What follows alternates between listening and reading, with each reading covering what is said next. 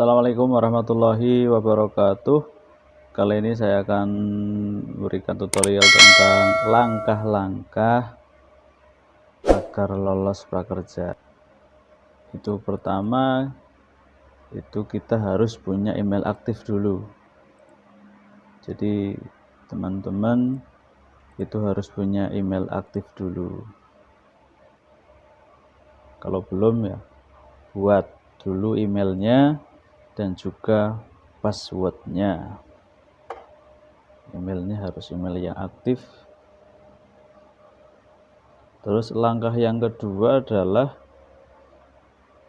kita harus data kependudukannya harus valid. Nah, KTP dan KK. Jadi KTP dan KK kita itu harus valid. Itu langkah yang kedua supaya bisa lolos prakerja. Jadi KK dan nomor HP, KK dan nomor KTP itu harus yang valid ya, dan harus eKTP.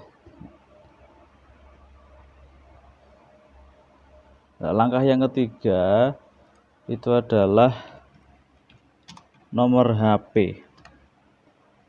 Nah, nomor HP itu harus aktif ya. Jadi nomor HP kita itu harus aktif.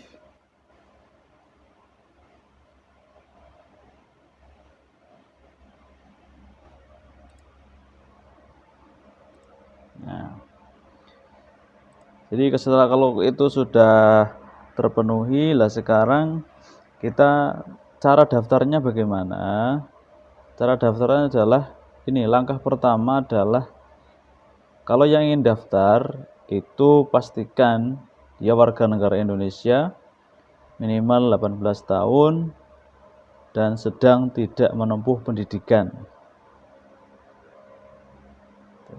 Setelah ini baru kita masuk dan kita ketikkan alamat email dan kodenya, baru kita daftar. Selamat mencoba ya. Mungkin itu ya, semoga membantu untuk teman-teman yang ingin daftar di prakerja gelombang 12 ini.